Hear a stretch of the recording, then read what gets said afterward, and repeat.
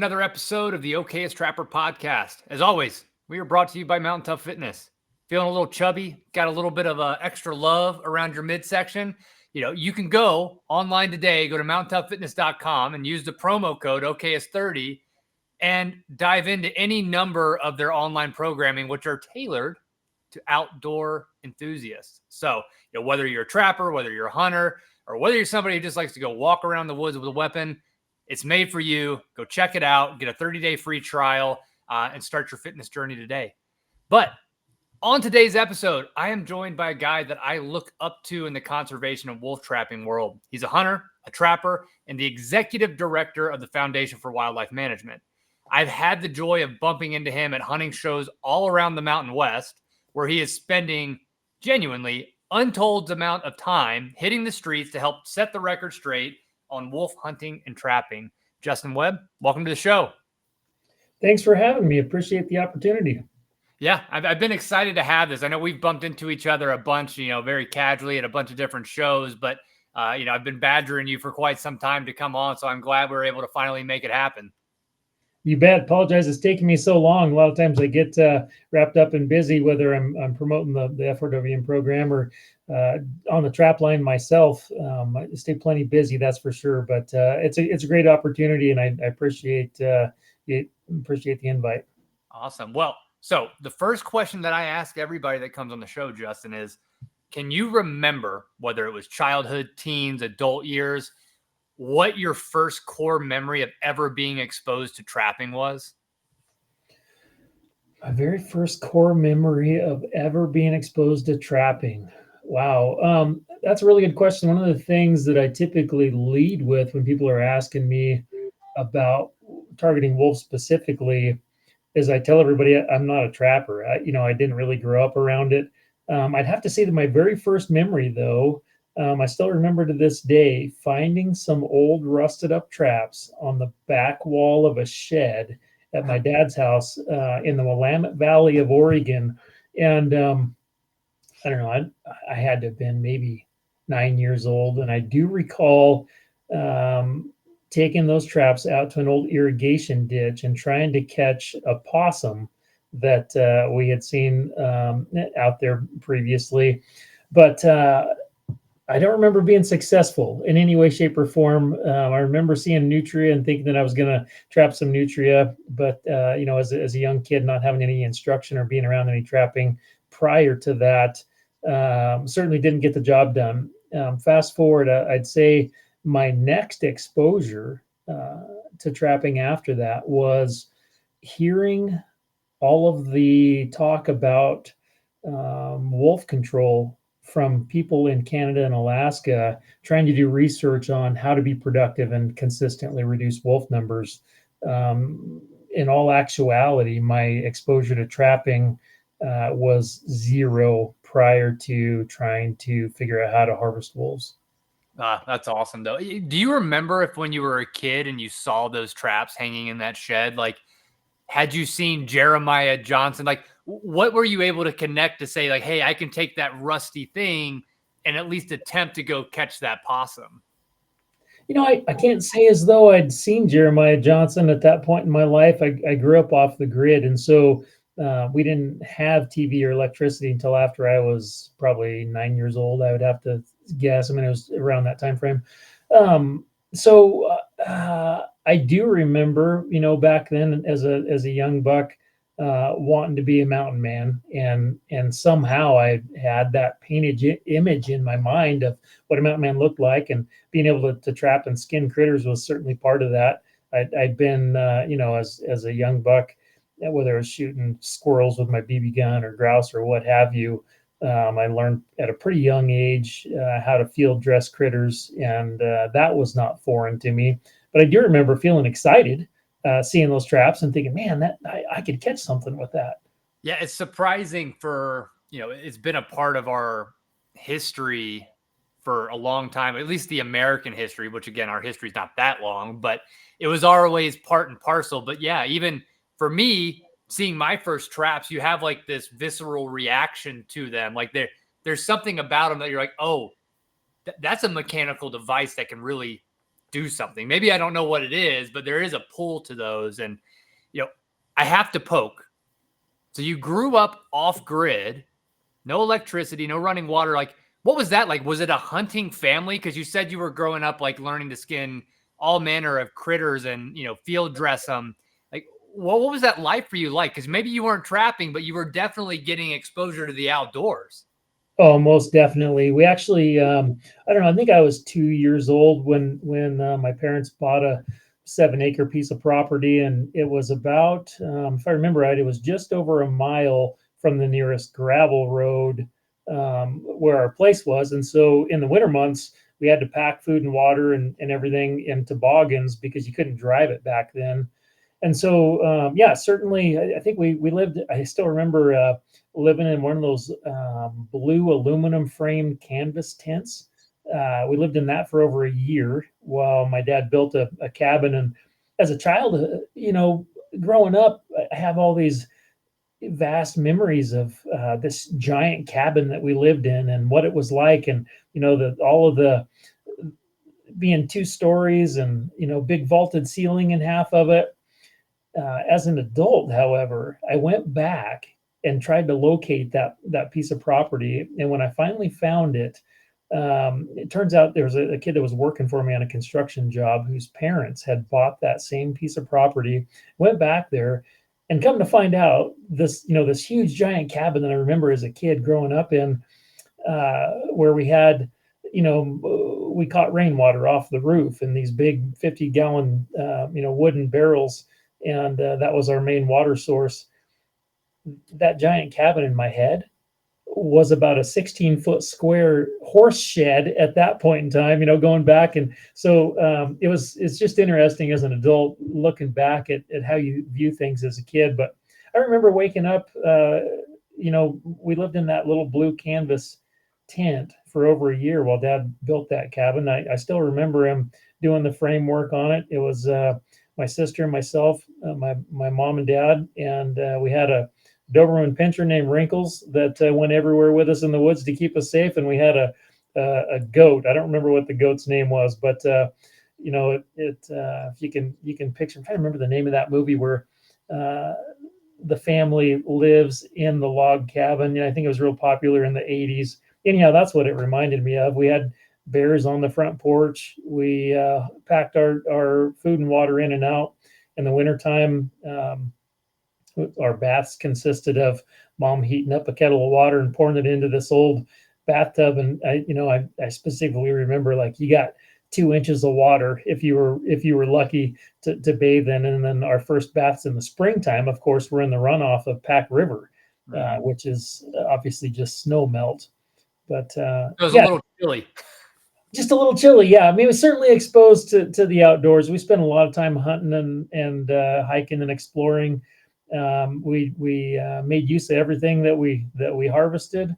Learned very young to hunt and do my part in that regard. And putting food on the table was a big chore, as was firewood duties and that sort of thing. We tried to grow a garden to some degree, but sunshine was limited due to the big timber all around our place there. But I looking back on it now, people in today's day and age and in this world, in society today, they would say I was very poor as a kid. And numbers of times throughout my life, though, I've stated I really wish that every person had the opportunity to live that way, because you obtain a different appreciation not only for nature and the outdoors and utilizing what God gave us to get by in life, but it also gives you a different appreciation for having things, electricity, having running water, the simple things in life, having a running vehicle, that sort of thing. It's funny. I'm writing another book right now that's kind of getting finalized, and it's about the gap in trade education and people learning valuable skills, which includes grit and the ability to like fix their own things. And for me, I didn't grow up that way. I grew up very suburban, and it wasn't until later in life that I realized that lifestyle that was told was the promise, the American dream of now, was so hollow. And, that's why I went and almost proctored the same experience you had as a kid, but as an adult, right? Moved out to a town of 30 people, shoddy electricity at best, water would go out and we'd have to source our own, chopping our own firewood. And that's what my kids are coming up in now, which I'm thankful for. But you're right. Like, there is this core tenet of American individualism that has been eradicated in just 2 or 3 generations, because it was told that lifestyle you and your family were living was wrong or poor or undesirable, when in fact I would argue it's the opposite. Oh, absolutely. In regards to finances, we may have been on the lower scale of income for sure, but at the same time, I still remember to this day, every year, my dad, we had a family meeting, and we voted as a family whether we would move to town and live like everybody else or whether we would stay on our mountain. And every year I remember voting excitedly. I never wanted to go to town. I didn't even like, go in there when we had to. Living in the backcountry, there were so many fewer rules, and we didn't have societal norms or what have you. The concept was you had to be home before it was dark, and or take wrinkles with you. Yeah, and take wrinkles with us. That was one of the rules. But yeah, just a whole different, I think, appreciation for nature was a big part of that. Learning to put meat in the freezer, learning to be respectful of wildlife. It's I think back to some of the things I was exposed to as a kid, and I asked myself, well, would I expose my own kids to those things at those ages? And I just think, oh my gosh, my parents were crazy. I would never do that with my own kids. But then you think about where society is today and our belief systems and our fears of everything that's natural, which in all reality, I firmly believe that we were meant to live that way. And very, very blessed. I feel very blessed to have had that background and experience growing up, for sure. So you are out there in the woods with your family. At what point does Justin Webb, say, I mean, did your family eventually vote to go to town, or did you stay there through middle school, high school? At what point did you start to, break bad, so to speak, and, reintegrate with society a little bit? I think it was around my third grade year, I'd have to say, in my memory. And oddly enough, I refer to growing up as being off the grid. To some people, I'm sure third grade and prior, some folks that I talk to say they don't have very many memories even of prior to third grade. In my mind, that was a huge part of my life prior to my third grade year. But that was when we really started integrating back into society, I guess. And that was through variations of family change, work change for my parents. My dad ended up moving back to Oregon, where he had grown up, and my mom stayed here in North Idaho, and where her family has a lot of history. And I spent a lot of my time school age bouncing back and forth from one to the other, and learning and what the differences were. Went to high school in Sandpoint, Idaho, and graduated from there. But definitely always was drawn back to the woods. I've always kind of felt like being on the mountain is where I feel the most at home, and the safest and the happiest. Grown to have a huge passion for wildlife conservation work, specifically, not to be confused with preservation. That's one of my biggest pet peeves, is all these preservation groups that are now being labeled conservationists, and that they don't know the difference in the meanings of those two. But I spent the majority of my school days certainly living on grid, but working constantly to get back to the mountain every chance I had, whether that was camping on the weekends or taking extravagant hikes in the summer months or whatever. I've just always felt more at home on the mountain. So I've got a 2-part question related to that, which is, I imagine this is the 90s and the 2000s. You're a pretty prolific hunter and spent a lot of your time out mule deer hunting, elk hunting, from the, what I've gathered from you chatting in the past. And that was kind of a large passion of yours. But the question is, at what point in time were wolves reintroduced to Idaho? And then the follow-on question is, with your passion being out in the woods hunting, at what point did you start to see, from the time that the wolf was introduced to the time that you started to see an impact on your hunting opportunities, that kind of changed your mindset on, what you were going to be targeting while you were out in the woods? That's a great question. So throughout my hunting career, I'll share this. My hunting career started as, a part of annual chores. This is just your duty as a man, is you put meat in the freezer so that you have, means of sustenance for your family. And that's a man's job. That's what I was taught. So, coming of age, when I got to be 8 or 9 years old, my mom would challenge me to take my BB gun and go, bring in rabbits and grouse or whatever it happened to be. And if I wasn't doing my part, I'm not going to say that they, belittled me by any means, but it was a big deal when success was made to do your part, to put meat in the freezer. And so that was kind of ingrained in me by my parents. As I got older, I just became very passionate about challenging my own skill set and abilities.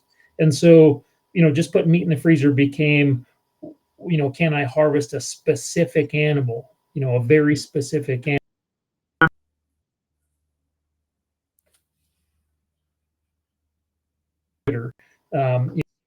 This became pretty passionate at chasing mule deer. Elk had always been of great interest.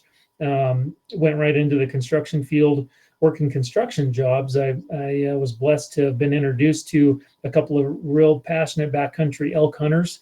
Picked their brains on, before work every morning when we had the opportunity, every lunch break. I'm sure they were sick and tired of Justin asking them questions about how to be successful in the backcountry, trying to learn as much as I could. And once I started setting goals for myself, back then there were 9 big game animals in the state of Idaho that you could legally harvest, and kind of set this goal for myself that before I was too old to be able to physically hunt, I wanted each of those 9 animals mounted on my wall, and of the caliber that I would personally consider a trophy for me, not in relation to anybody else, but for myself. And so I started challenging myself. Each year I wanted a larger, more mature animal.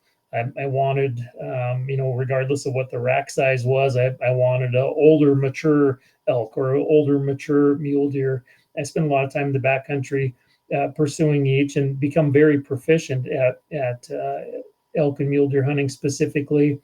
Bear hunting, honestly, had been a passion of mine for a long time, and there was an element of danger or element of just having a different demeanor about them that really lured me in. So I spent a lot of probably 6 or 8 years there, where every spring specifically, everything's coming back to life. You've been cooped up all winter.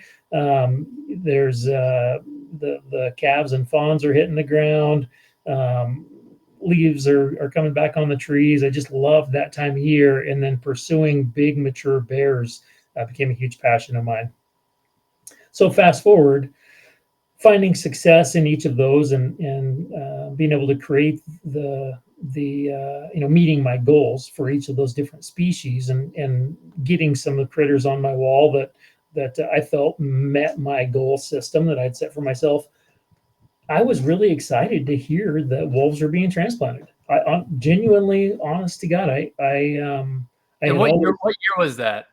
So wolves were actually brought to Idaho in '95 the first time. There was a couple of different rounds of transplants that took place, and they brought those wolves down from Alberta, Canada, and transplanted them. And to be honest, I wasn't really that in tune with it at that time. It wasn't as big of a deal, other than an excitement, a new animal. And then, watching TV in my teenage years, watching National Geographic and learning details about wolves, which I've since learned are false. But I was super excited to have wolves, and I couldn't wait to hear one howl. And we started seeing wolf tracks. I'm going to guess around 2004, 2005 was around the first wolf sign that we started seeing. But didn't take very long. I had other things going on in my life at that time, young kids, and still pursuing my elk and mule deer passions. I started noticing wolf tracks here and there. Started recognizing some changes in the areas that I used to hunt elk. That elk would bugle regularly, and it was pretty easy to get into herds of elk that were active. All of a sudden, the elk were still there, but they clammed up. They wouldn't talk anymore. They started acting a little bit differently. That was, I'm going to guess, around 2007, 2008, probably, was when all of a sudden, where we had been seeing a wolf sign every now and then, all of a sudden there was just wolf tracks in every drainage we went up. It didn't matter where you went. You could go, clear up by the Canada line. There was wolf tracks. You could go over by the Montana line. There was wolf tracks. You could go all the way down in the Coeur d'Alene Mountains. There was wolf tracks. And initially, it was kind of exciting. I was always disappointed because I pursued wolves pretty regularly as soon as we got a season. When was that, by the way, too? When was the season opened, and what was open then? Was it hunting and trapping, or was it just hunting? So they wolves were delisted in 2009, and we did obtain a season at that point in time, I believe, for hunting and trapping, if I remember correctly. And then we lost the season. Lawsuits and what have you. There was a short period of time where they went back to being listed, and we'd lost our season for a short period of time. Right around that same time frame, however, was when people really started noticing the negative impacts that this abundance of wolves was having. Initially seeing wolf tracks, it was exciting and interesting, and we couldn't understand how all of a sudden we went from having a wolf here or there to there were just wolves in every single drainage. We really struggled to understand what was taking place and how that transpired. But the biggest thing I'll say is all of a sudden those elk quit talking. They moved out of the backcountry and down into the river bottoms. We started seeing elk in places that we'd never seen elk prior, down on the valley floor, people's backyards. And then when moose started being devastated, a lot of people, I think they don't realize, whereas elk and mule deer and other wildlife migrate during a harsh winter, a lot of times those moose will stay up, specifically here to North Idaho. Those moose will stay in high elevations, sometimes clear up at 5,000 feet, and they'll live off the ceanothus brush on those windswept ridges. And what happens is, because they've wallowed out and augured in a path just where they're wintering at, the snow gets deep, and all of a sudden those wolves come along. They can run on top of all that snow, and the moose can't, and they're just sitting ducks. Well, it didn't take long for people to start seeing moose with their hamstrings chewed up real bad, and the noses would be busted up, and snowmobiling up Lightning Creek, and all of a sudden here's a moose with its innards hanging out the backside, and it's just laying there in the ditch suffering. And everybody was, initially the thought was, oh gosh, we must have just spooked these wolves off of this thing. How crazy is that we're that close to them? And then you see it again and again and again. And then once I actually started targeting wolves myself specifically, just in one 2-day time frame, they killed 6 moose in one drainage and never ate any of them. And it just really made me sick. So time frame wise, I'm going to guess that was between 2008 and 2011 was when I personally started seeing a real negative impact. 2011 was when the Foundation for Wildlife Management kind of came about. 2012 was when we actually filed and got a 501c3 status and started reimbursing wolf harvest as a means to try to encourage people to get out there and target wolves. And that all came from being arrogant backcountry elk hunters, thinking that we were going to go out there and solve our problem, when we started to realize wolves were a problem and coming up short. it was a real slap in the face and kind of a humbling experience to learn how difficult wolves are to manage. So when you saw that devastation in that time period of, say, like 08 to 2011, when Foundation for Wildlife Management was really getting kicked off, like you said, like, you're a goal-driven guy. I can tell, and you've said it. So was like it an immediate switch where you said, hey, like, this is a problem. We need to solve this problem. And was it originally like trying to transfer your hunting skills originally? Because, like, hunting is very opportunistic with wolves. I mean, yeah, you can call wolves, you can do that sort of thing, but at least in my area, right, like, a couple of wolves get harvested during hunting season by hunters who have a tag in their pocket, but anybody who's doing any real, control work, so to speak, are trappers. So, like, I guess in that window, what was the first part? Were you trying to hunt and then coming up short, and then you kind of switched to trapping, or was it both out of the gate? Well, I got to back up and share, I guess more information to the equation there. I started feeling guilty. I was seeing what was happening with our wildlife, and had been very blessed in my hunting career, fairly proficient. There wasn't any critters prior to that I'd ever set my mind at targeting that I didn't find success. Recognizing the abundance of wolves that we had started to see on the landscape, I started feeling guilty going elk hunting, thinking to myself that I was just being a part of that same problem. And I justified in my own head, well, if I'm going to put meat in my freezer for the year, I need to go do my part and knock a couple of wolves down to justify, I felt as though I needed to earn that and help the elk population if I was going to continue to harvest elk. And so I kind of went into it with a heavy heart to start with. But then when I went out and I started pursuing wolves, and I absolutely, no matter what I did, I could not see a wolf. I could not lay eyes on one. I'd be right on smoking fresh tracks. One instance specifically, I'll never forget this trip. I went out, set up several times over about an 8-mile stretch of ground and tried to call them in fresh snow, and I got no response. I'd even found a rendezvous site at that point and was learning about what that was and what it looked like and what that meant, how that increased my odds of harvest.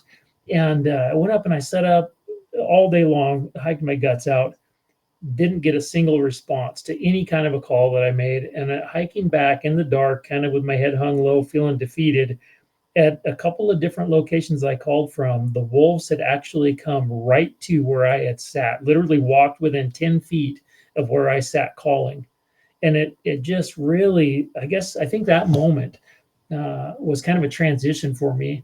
It was a realization of just how amazing a wolf is and how smart they are.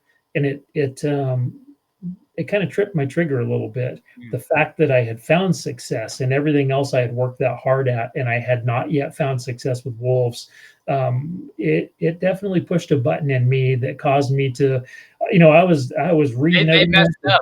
They don't know what they unleashed. Yeah, I was reading everything I could get my hands on. I was talking to every person I could find to talk to. I was calling guys out of Canada. I was talking to people in Alaska, trying to figure it out. And that was the common equation. Everybody just said, well, you have to trap them, because if they're not there for a long period of time, and when they come back through, if you have a trap waiting for them, it's not like at that point in time you could be sitting on the mountain at 1 o'clock in the morning. Now we have thermals and we have that ability in some places to some degree, but in my opinion, anyhow, there are many other tools. And so researching trapping and what that looked like and what it meant and how expensive it was to get into trapping, I found myself watching a bunch of YouTube videos and different things. And next thing I know, I'm building my own snares out of some cable that I got my hands on, and I'm watching videos on how to, build washer locks and that sort of thing. And just by chance, I had a good friend call and tell me he knew that I was interested in going trapping and trying to target wolves specifically. He found a dead bull elk, and he called and he said, hey, I just found this bull. wolf tracks all over it. Do you want to come set up some traps? And I was really excited, and I got up in there, and back then I didn't know near as much about wolves as what I do now, but I did set up on them, and I did end up catching one in a snare, and I lost it due to mechanical failure, which, to a driven person, that's very goal oriented, that pushed the buttons even worse. So you lost your first wolf catch from like the washer or whatever it was that the snare broke. failed. Yep. My handmade snare failed, not being all that mechanical to start with. It was a huge lesson for me for sure. But yeah, so I lost my first wolf, and that just created even more passion. And within a couple of years, having put in so much time and effort, back then I didn't have a four-wheeler, I didn't have a snowmobile. I actually, to get to solid wolf activity, I had to snowshoe 3.5 miles just to get into ground where I felt like I was close to where they had been. And at that specific location, it just happened to be a spot that they ran an elk off the top of the mountain and killed it in the bottom. And so, oddly enough, for 5 years, they kept returning to that one site where they had killed that elk. And so I continued to kind of target them there. The first couple of years, snowshoeing in and out, hauling all that gear, it was way more work than I expected it to be. And I was in pretty great physical condition at that time in my life. It was pretty hard to out hike me. I'll go that far. And I was struggling, when you're post holing and snowshoeing and stuff. You've got 100 pounds of chain and everything else with you. I feel you. Oh man, it's exhausting. So fast forward, trapped all that year, no catches. I lost the first wolf. Trapped all the second year, had numbers of close calls, learned a ton. Had instances where I was so close, even had wolf walk into my snare to the point that it pushed it off of its support, closed it almost all the way, and it's laying stretched out almost straight ahead in the snow, and the wolf backed up and turned 90 and went away. And obviously every time I had a close call and missed, it just caused me to be that much more driven, and it just really became my passion. I really, really wanted to do my part in controlling these wolf numbers. And by that point, the population seemed to have even doubled from what it was when I first got started. A couple of years in, all of a sudden, access to wolves gets to be more and more. There was some interest showing up. Other people were wanting to get involved, which was a good thing.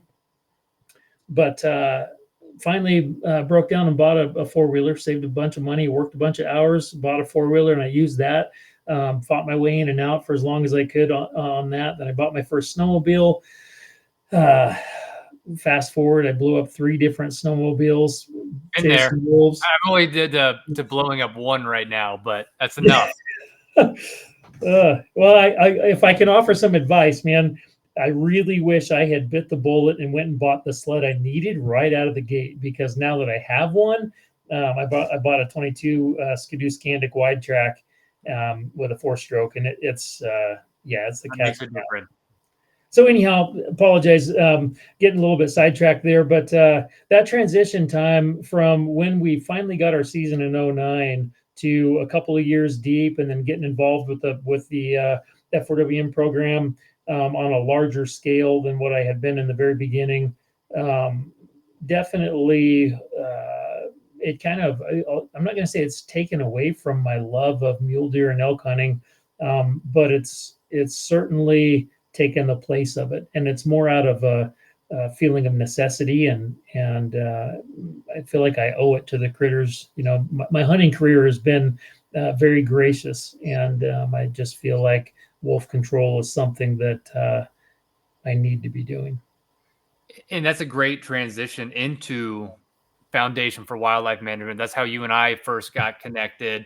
When I came out to Idaho 5 years ago, and then I started wolf trapping, I mean, I've had all the experiences you described of close encounters that ultimately don't result in a catch, which just drives you crazy, and it drives your ambition if you're an ambitious person. But, I was also in that same boat of trying to clamor for any sort of information that was out there. And luckily for me, unlike when you started, Foundation for Wildlife Management existed. Idaho Trappers Association existed, and I was able to, reach out and use some of the resources that you have out there. But what was the main driver for it being created? Because, a large part of it is the reimbursements for trappers who are, trapping wolves. But at the beginning, was it more because you're seeing this problem and you're trying to entice trappers to, get out and actively pursue wolves? Or, what was the real crux of why it was started? Because it's evolved since then, obviously. You bet. So I'll share the original founders of F4WM, having experienced how difficult wolf hunting was, as well as everybody else in North Idaho that was passionate about trying to save our elk at that point in time. Everybody had learned real quick that this was a whole different animal and it took a whole different approach. And when every piece of feedback we got pointed at trapping, and we realized none of us were trappers, and we didn't hardly even know any. They knew one guy that was a trapper, and they asked him if they could buy him lunch, sat him down, and flat out said, "We need you to teach us how to trap wolves." And he kind of chuckled and said, "I don't trap wolves." And they tried to kind of harass him about it and pin it on him. They said, well, do you hunt elk? Well, yeah, of course I hunt elk. I live in North Idaho. And they said, well, you're obligated. You're the only one we know that knows how to do this, and you're telling us you won't do it? And he says, well, you don't get it. I'm obligated to feed my family. I'm obligated to keep the lights on at my house. He trapped bobcat and marten for living through the winter and farmed all summer. And he said, this is going to cost you so much money, you won't be able to do it. And so, one of the gentlemen said, well, I just spent more than $3,000 trying to shoot a wolf. I should have paid you and had you go trap some wolves where I hunt. And that's kind of where the conversation started, and how the program came to be was, well, how do we get the trapping community to get involved? If it's going to cost them enough money that they're not going to be able to feasibly get out and trap wolves, what does it take to get them out there? And that conversation led to that trapper saying, for $500 a wolf, I'd be willing to at least give it a try while I'm trapping cats and marten.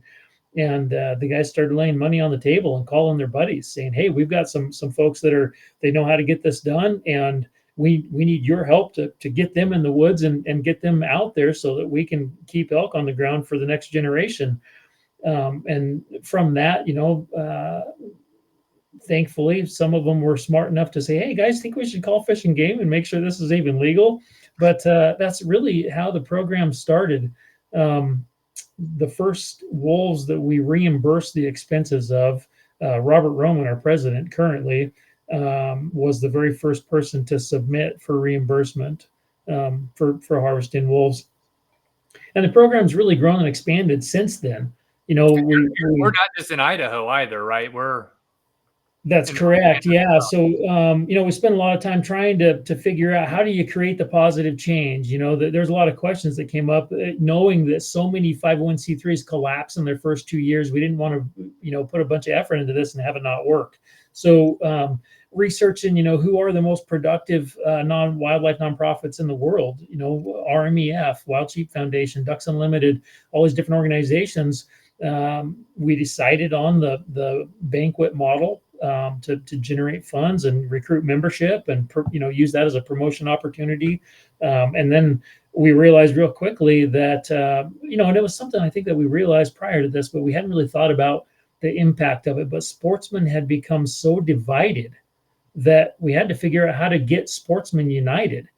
And wolves were one topic that affected everybody, whether you're, a trapper or the bird dog guy, that there's the conflict and the rift there. Sometimes there's long range gunners, and there's guys that say, if you shoot more than 100 yards, you're not hunting. There's traditionalists and guys that, only want to shoot a 1,000-yard rifle.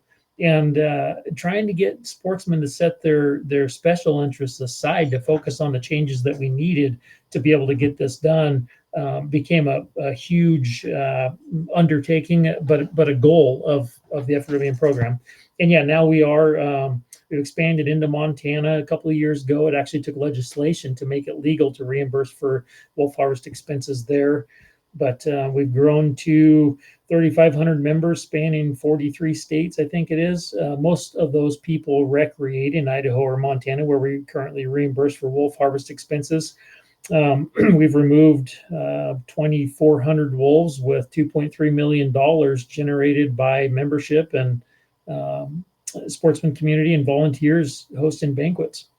That's awesome. So for those listening who are not members, or maybe they are members, what's the reimbursement process look like? So if somebody's looking to get into wolf trapping, wolf hunting, and they've joined Foundation for Wildlife Management, what would you say is like the main things they need to keep in mind as they go out and pursue wolves?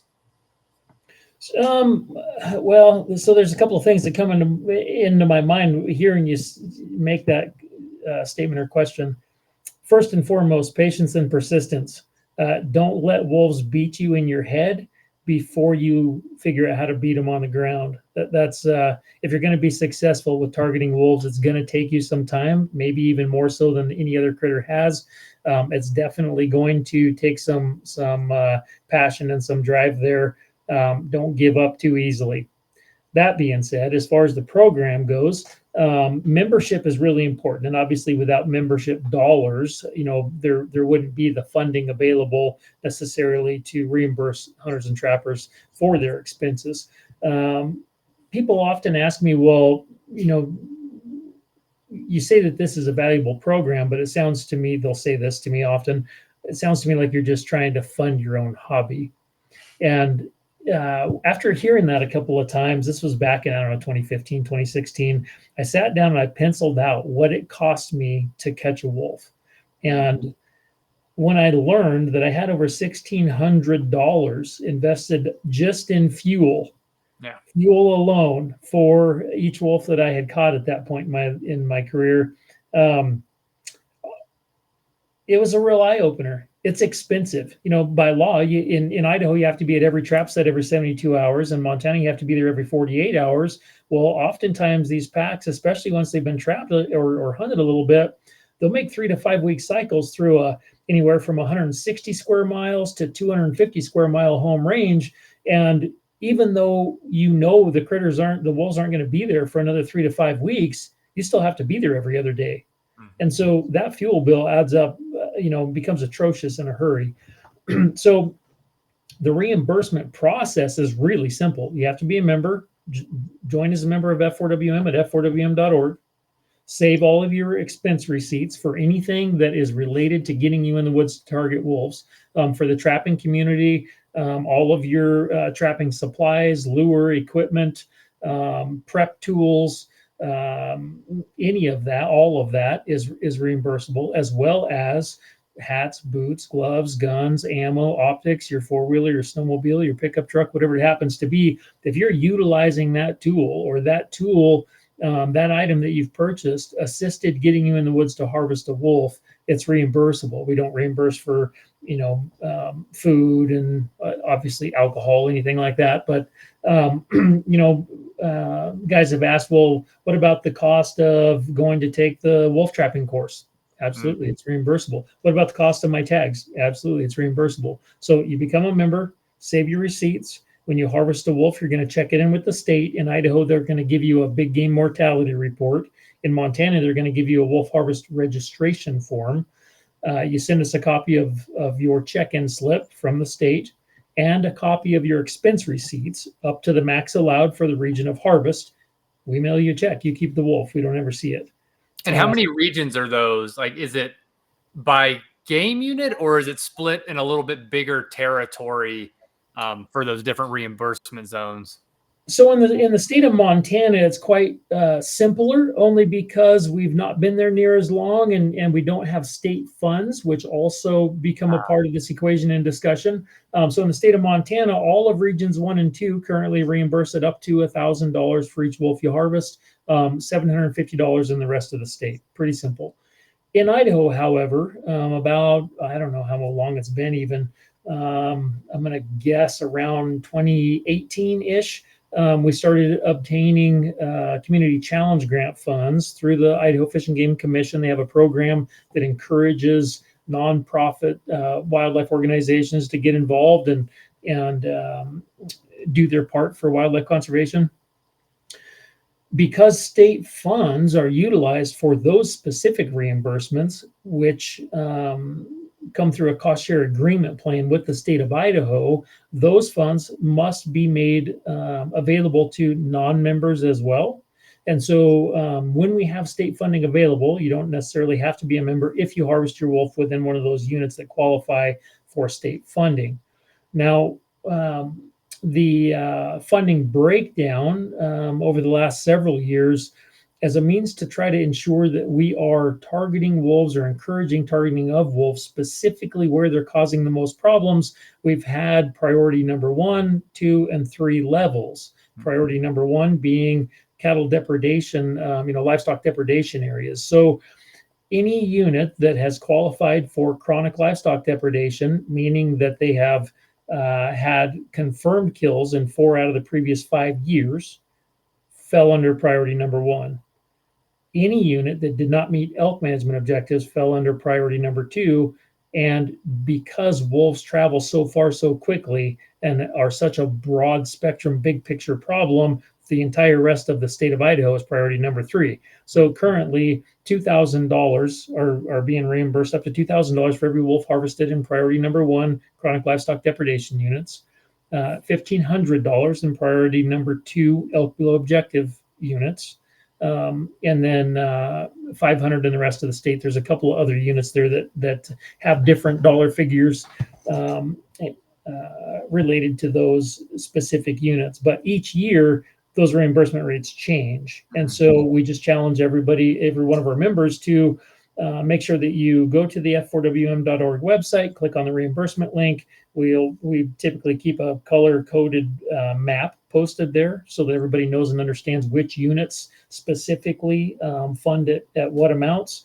Become a member, send in your receipts and your check-in slip. We mail you a check. You keep the wolf. It's pretty simple. We've done that over.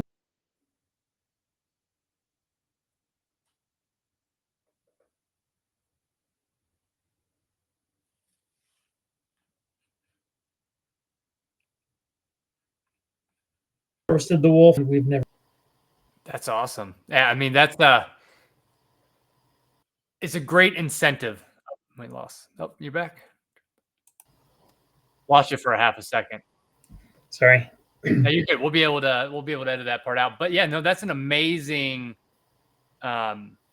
program, honestly, and it's one that I've taken advantage of. And to go back to the first part of your answer, which was about trapping wolves, the persistence. It took me 3 years before I was able to make a connection. It's a challenging pursuit, and for people who are listening who are ambitious and goal driven, it might be the right pursuit for you because it will drive you mad. But Justin, we're kind of coming up on almost an hour, which is amazing. We might have to do a part 2 in the future because I have so many more questions, but I do want to hit a few like lightning round questions of things I like to ask everybody that comes on the show. You bet. So first and foremost, what's the biggest mistake you've made on your wolf trap line? I educated all of my wolves before I learned how to catch them. And for those who don't know, what does that mean when you say you educated them before you caught them? So going into wolf trapping, back when we first got our season, nobody here in the lower 48 had ever trapped wolves before. If you weren't a state or government employee, you had zero experience. So knowledge was very minimal. There was so much about wolves that we didn't know. There's still so much about wolves now that I don't know. People think that I hate wolves, and I'm here to tell you, anybody who spends any amount of time pursuing wolves will quickly learn to have a deep respect for that animal. That they are like no other critter I've ever pursued. Use enough trap. Buy enough trap, the right trap. In freeze-thaw conditions, trapping wolves is brutal. And if you don't have a trap that can bust through frozen crust and come up and actually get a good solid deep pad catch on a wolf, it's a very powerful animal. I don't know how many times I I missed wolves. I had multiple wolves pull out of my traps because I was trying to save money or get the highest number of traps that I could for what money I had available to spend. If I had it all to do over again, I would have gone and bought 6 of the right traps, and I would have saved myself a whole bunch of headache. I had multiple traps where I had wolf tracks on my pan and the trap was frozen down. I had one jaw come off the ground and smack them in the foot and spook them to whatever lure I happened to use there. I had multiple wolves pull their feet out of the traps after just getting toe catches. And the one that really broke the bank in my heart was walking up on a wolf with my pistol in my hand, and it pulled its foot out of the trap and run off without me getting a shot at it at about 10 feet away. And that day was a turning point for me because I went home and I sold every trap I had, and I started over from scratch with the right trap. All of those wolves, coincidentally, had learned what my sets look like. They learned what my personal odor smells like. They learned what lures I was using. They learned that Minnesota brand coyote urine was a bad thing. And because of that, every trapper since then that has come and tried to trap those wolves has the same complications that I do because I taught those wolves how to avoid us. Yep, I feel like that's one of the learning pains everyone has to go through to some degree. And, obviously you can, thankfully today, right, there's more material, stuff Foundation for Wildlife Management is putting out, YouTube channels. Like there are ways to hopefully beat down that learning curve, but until you get out there and put boots on the ground, it's about impossible to gauge how difficult it is. But second question, what's the biggest mistake you've ever made in your fur shed? Now, I know you've been doing it since you were a little kid with all sorts of critters, but can you think of any big egregious mistake you made in, whether it's skinning a wolf or any other critter? I'm going to say just being in a hurry, not taking the time. By the time you spend 16 hours on a snow machine and running an 80-mile loop, and you get home and it's 11 o'clock at night and you got a couple of wolves to skin.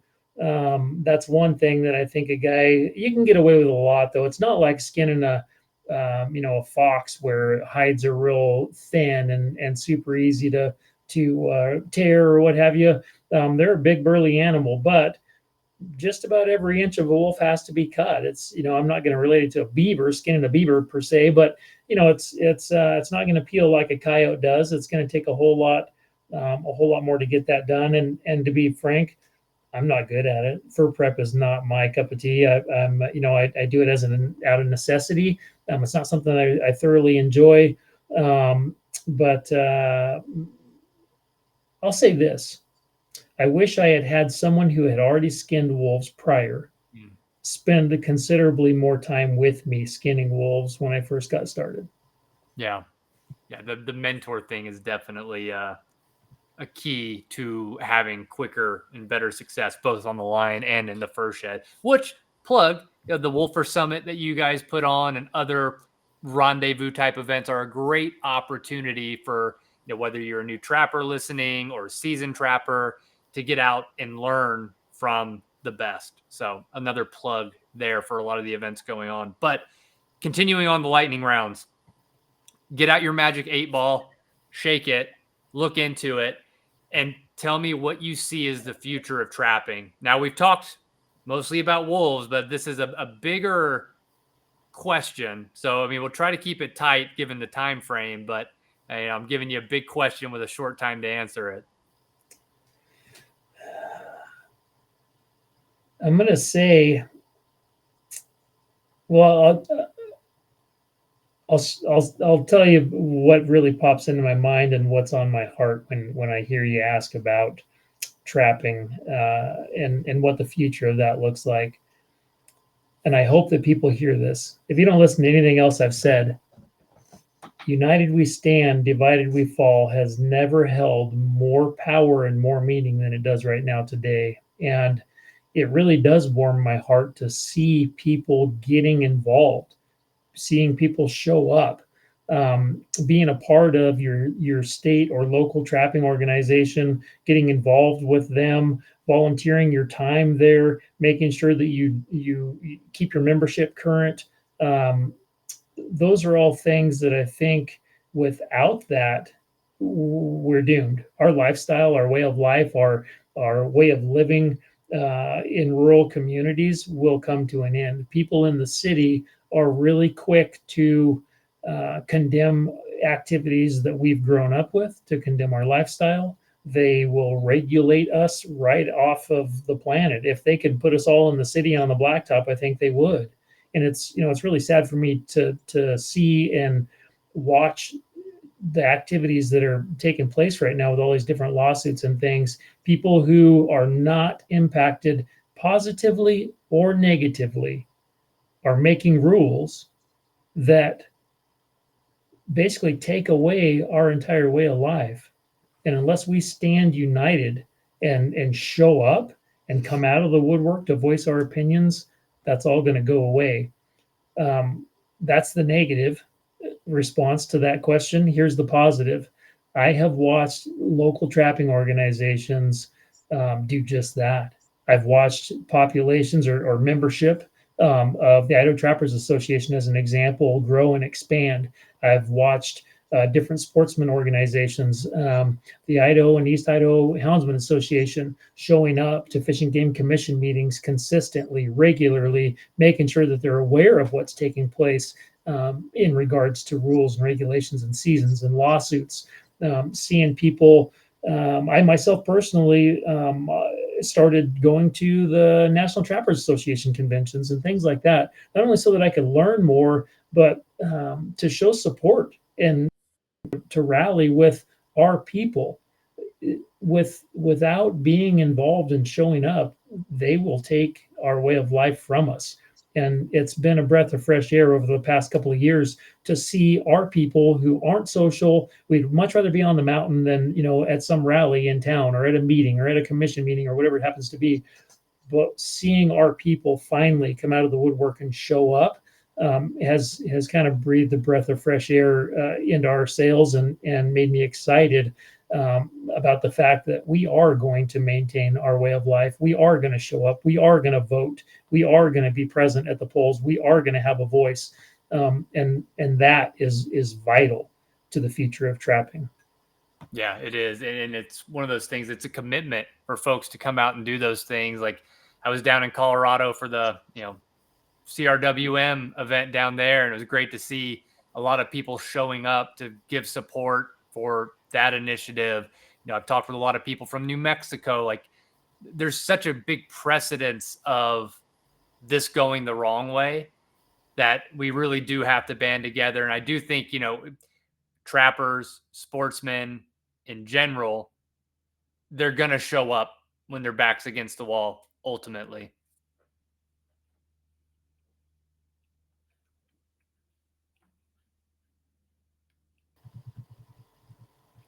All right. So Justin, I've got one more question for you. Okay. So one of my favorite questions to ask: what's the wildest thing you've ever experienced in the woods? From a kid who grew up 2 years old to your age now, like what's the just wildest, most memorable thing that's ever happened to you in the woods? That's a really hard question.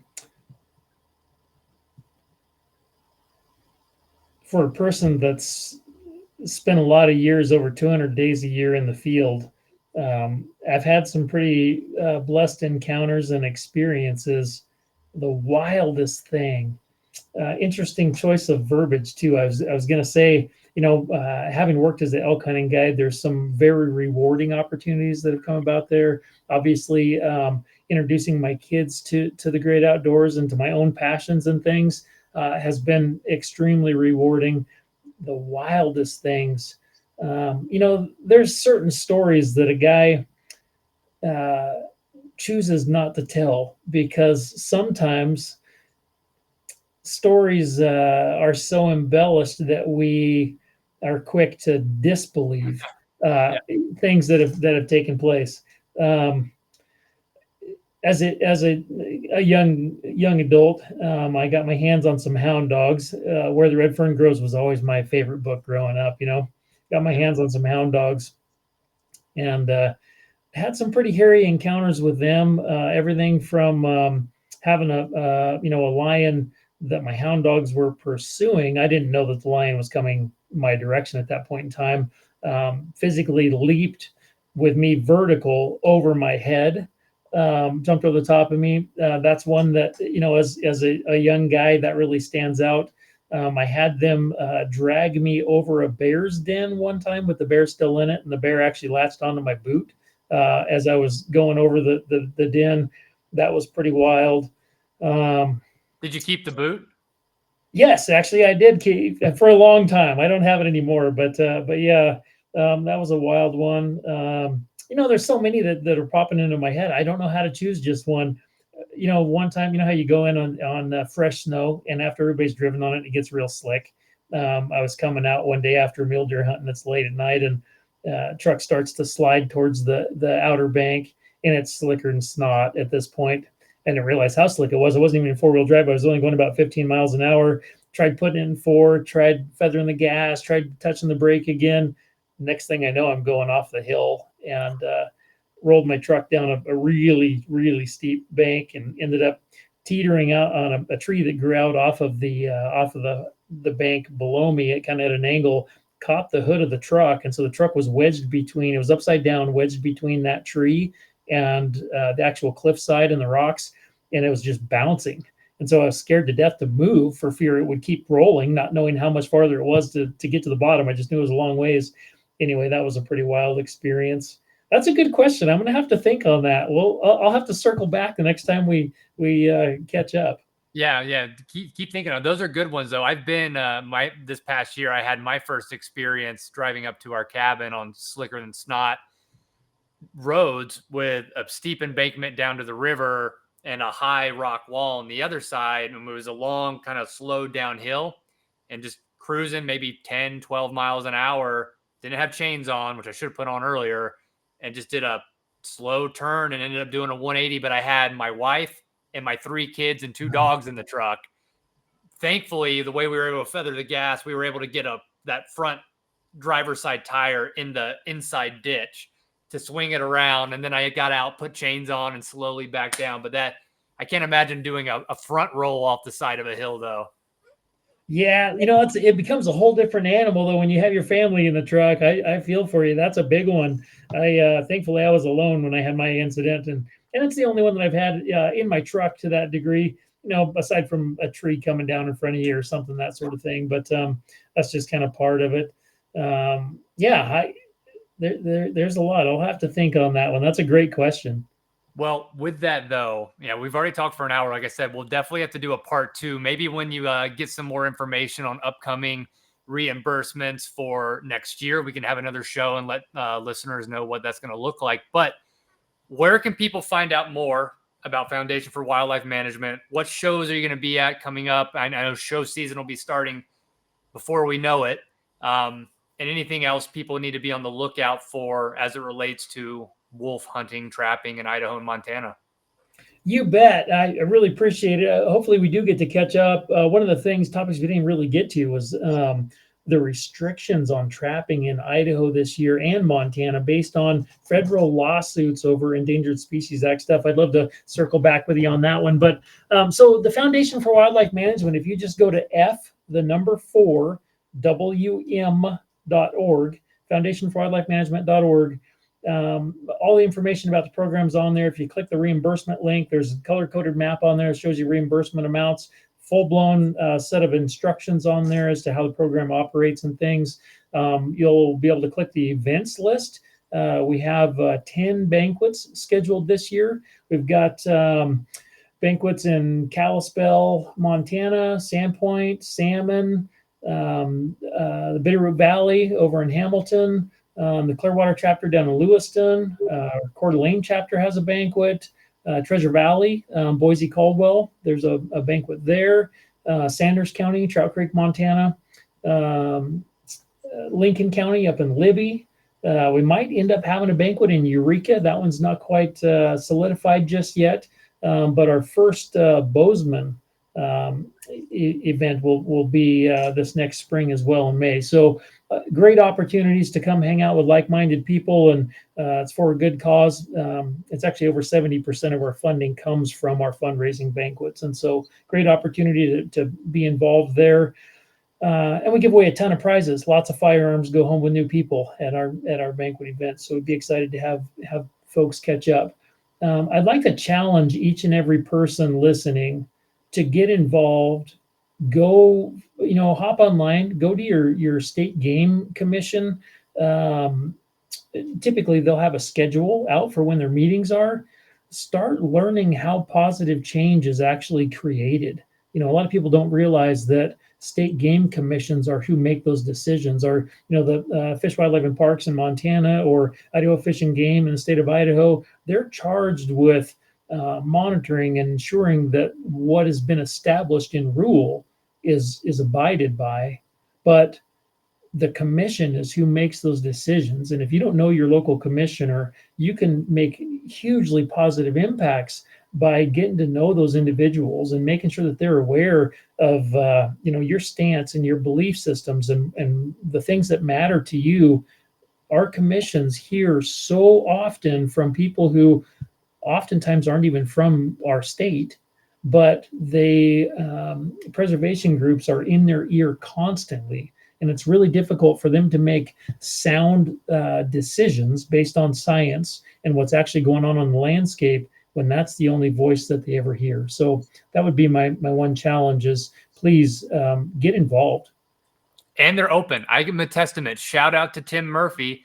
He's taken so many calls from me about my concerns and my just general interest in how they come to decisions and showing up to meetings. I mean, I've been at commission meetings where I've seen you talk, and I've gotten up to talk about other stuff related to highways.